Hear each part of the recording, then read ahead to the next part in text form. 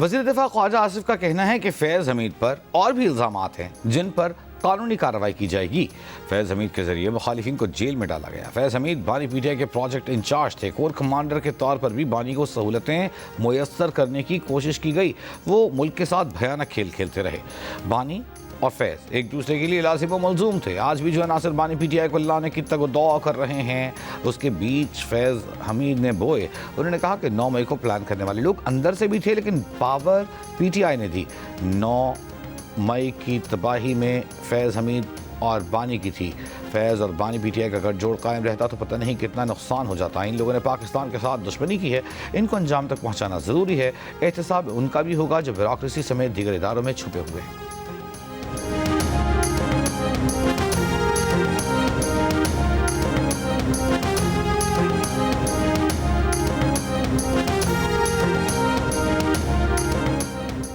چودہ برس قید بامشقت کی سزا پانے والے سابق D G I S I lieutenant general retired Faiz Hameed پر یہ الزام بھی عائد ہوا کہ وہ ریٹائرمنٹ کے بعد بعض خفیہ سرکاری دستاویز اپنے پاس رکھے ہوئے تھے، حالانکہ اس کے مجاز نہ تھے۔ ایڈیٹر انویسٹیگیشن دا نیوز انصار عباسی کی رپورٹ کے مطابق آفیشل سیکرٹس ایکٹ کے تحت ایک الزام ریٹائرمنٹ کے بعد خفیہ سرکاری دستاویزات اپنے پاس رکھنے سے متعلق تھا۔ سیاسی سرگرمی کے الزام کا تعلق ان کی سیاستدانوں سے ملاقاتوں اور روابط سے تھا۔ دی نیوز نے دسمبر 2024 میں نشاندہی کی تھی کہ لیفٹیننٹ جنرل ریٹائرڈ فیض حمید نے ریٹائرمنٹ کے بعد تقریباً 50 سیاستدانوں سے رابطہ رکھا جن میں بیشتر کا تعلق پاکستان تحریک انصاف سے تھا۔ گرفتاری سے قبل فیض حمید کو ان کی ریٹائرمنٹ کے بعد کی سرگرمیوں کے بارے میں 1 سے زائد مرتبہ خبردار بھی کیا گیا لیکن انہوں نے وہ سرگرمیاں ترک نہیں کی۔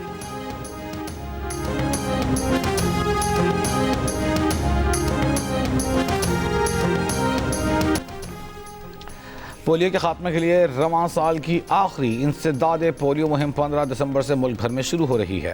21 دسمبر تک جاری رہنے والی مہم میں 4 کروڑ 55 لاکھ سے زائد بچوں کو پولیو کے قطرے پلائے جائیں گے۔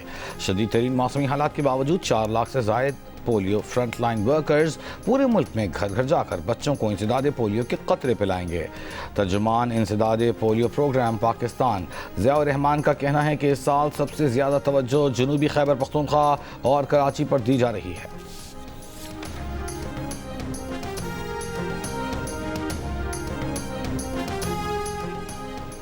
کراچی یلو لائن منصوبے کی لاگت 190% بڑھ گئی۔ سینٹرل ڈیولپمنٹ ورکنگ پارٹی نے کراچی یلو لائن منصوبے کے لیے 178 ارب 59 کروڑ روپے کی نظرثانی شدہ لاگت کی منظوری دے دی۔ 2019 میں اس منصوبے کی لاگت کا تخمینہ 61 ارب 43 کروڑ روپے تھا۔ سی ڈی ڈبلیو پی نے 10 ارب 55 کروڑ روپے کے ترقیاتی منصوبوں کی منظوری دے دی اور کراچی یلو لائن سمیت 256 ارب روپے مالیت کے 4 منصوبے حتمی منظوری کے لیے ایکنے کو بھیجنے کی سفارش کر دی۔ ٹریفک آرڈیننس کے خلاف پنجاب میں گڈز ٹرانسپورٹرز کی ہڑتال پر ٹرانسپورٹرز تقسیم۔ آل پاکستان گڈز ٹرانسپورٹ الائنس کے 2 دھڑوں نے حکومت سے کامیاب مذاکرات کے بعد ہڑتال ختم کر دی جبکہ ایک دھڑے نے ٹریفک آرڈیننس کی معطلی تک ہڑتال جاری رکھنے کا اعلان کر دیا۔ وزیر اعلیٰ پنجاب نے گڈز ٹرانسپورٹرز کے معاملات پر مریم اورنگزیب کی سربراہی میں کمیٹی تشکیل دے دی۔ مریم اورنگزیب کا کہنا ہے کہ مسائل کو فہم و افہام سے حل کریں گے۔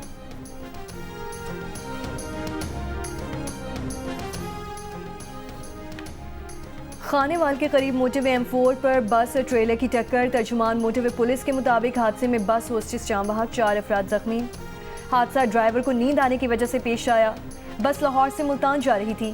بہاولپور میں حاصل پور چشتیاں روٹ پر ٹریلر کی ٹکر سے 2 بھائی جاں بحق، باپ زخمی۔ کوہاٹ میں مسافر کوچ اور کار میں ٹکر، حادثے میں 3 افراد جاں بحق، 9 زخمی۔ راولپنڈی میں تھانہ پیر ودائی کے علاقے خیابان سر سید میں شہری پر چھریوں سے حملہ، شہری جاں بحق، لاش اسپتال منتقل۔ واقعے کی سی سی ٹی وی ویڈیو سامنے آ گئی۔ ویڈیو میں چادر اوڑھے شخص کو شہری پر سرعام چھریوں کے وار کرتے دیکھا جا سکتا ہے۔ واقعے کے بعد ملزم موقع سے فرار، پولیس نے واقعے کی تحقیقات شروع کر دی۔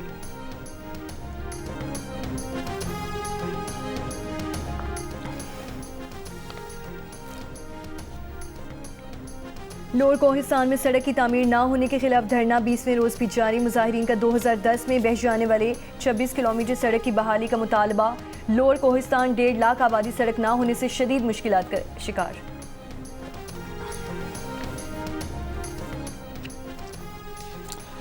امریکی صدر ڈونلڈ ٹرمپ نے خبردار کیا ہے کہ وینزویلا میں جلد زمینی حملے شروع ہو جائیں گے۔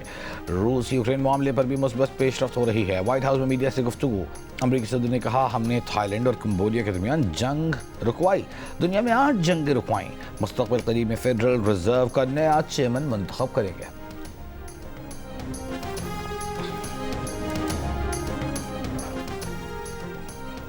اقوام متحدہ نے عراق کے سابق صدر برہم صالح کو نیا ہائی کمشنر برائے پناہ گزین مقرر کر دیا۔ صدام حسین دور میں جلا وطنی اختیار کرنے والے برہم صالح 1 جنوری سے اپنی 5 سالہ مدت کا آغاز کریں گے۔ کردستان سے تعلق رکھنے والے برہم صالح کی تقرری ایسے وقت میں ہوئی ہے جب دنیا بھر میں مہاجرین کی تعداد تاریخ کے بلند ترین سطح پر جا چکی ہے اور امریکہ سمیت دیگر ممالک فنڈنگ میں کٹوتی کر چکے ہیں۔ غزہ کے لیے عالمی استحکام فورس سے متعلق کانفرنس 16 دسمبر کو دوحہ میں ہوگی۔ امریکی حکام کے مطابق کانفرنس میں فورس کے کمانڈ اسٹرکچر اور متعلقہ انتظامی امور پر بات ہوگی۔ امریکی سینٹرل کمانڈ کی میزبانی میں ہونے والی کانفرنس میں 25 سے زائد ممالک کے نمائندے شریک ہوں گے۔ ایران نے خلیج عمان میں آئل ٹینکر قبضے میں لے کر عملے کے 18 افراد کو حراست میں لے لیا۔ ایرانی خبر ایجنسی کے مطابق ایرانی حکام کا کہنا ہے کہ 7 لاکھ لیٹر غیر قانونی ڈیزل لے جانے والے بحری جہاز نے پکڑے جانے کے ڈر سے اپنا نیویگیشن سسٹم بند کر دیا تھا۔ جہاز کے عملے میں بھارت، سری لنکا اور بنگلہ دیش کے شہری شامل ہیں۔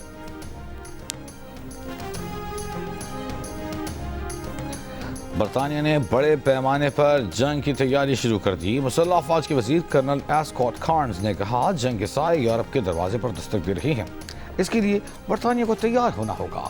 ایک انٹرویو میں کہا کہ برطانیہ کو اپنے دفاع کے لیے امریکہ پر انحصار ختم کرنا ہوگا۔ نیٹو ممالک کو اپنی جنگی تیاریوں کے لیے خرچہ بڑھانا ہوگا۔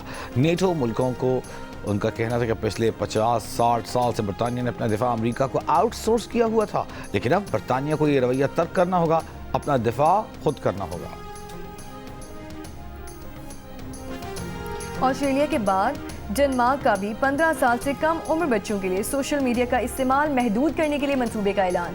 تازہ ترین سروے کے مطابق سوشل میڈیا کے استعمال سے بچے اینزائٹی کا شکار ہو رہے ہیں۔ غیر ملکی میڈیا کے مطابق بچوں کی سماجی زندگی میں واپسی حکومت کے مقاصد میں سے ایک ہے۔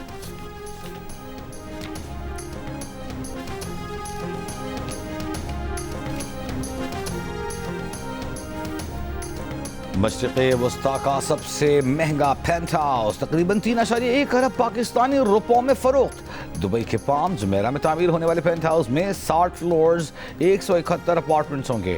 نیما جونیئر سمیت عالمی فٹ بالرز نے بھی اس پروجیکٹ میں اپارٹمنٹس خریدے ہیں۔ پرو ہاکی لیگ میں پاکستان کو مسلسل تیسری شکست۔ نیدرلینڈز نے پاکستان کو 3 کے مقابلے میں 7 گول سے شکست دے دی۔ پاکستان اپنا چوتھا میچ 15 دسمبر کو ارجنٹینا کے خلاف کھیلے گا۔ Chief of defence forces field marshal Syed Asim Munir کا گجرانوالہ اور سیالکوٹ گیرزنز کا دورہ۔ ISPR کے مطابق فیلڈ مارشل کو فارمیشن کی آپریشنل تیاری اور جنگی صلاحیتوں کو مزید مضبوط بنانے سے متعلق اقدامات پر بریفنگ دی گئی۔ فیلڈ مارشل نے فیلڈ ٹریننگ ایکسرسائزز اور جدید سیمولیٹر ٹریننگ سہولت کا مشاہدہ کیا۔ Chief of defence forces field martial کی فارمیشن کے اعلیٰ پیشہ ورانہ معیار اور مجموعی تیاری کی تعریف۔ فیلڈ مارشل عاصم منیر نے ٹیکنالوجی سے ہم آہنگی کی اہمیت پر زور دیا۔ جدید جنگی ماحول میں پھرتی، درستی، معاصر حالات سے آگاہی اور بر وقت فیصلہ سازی کو ناگزیر قرار دیا۔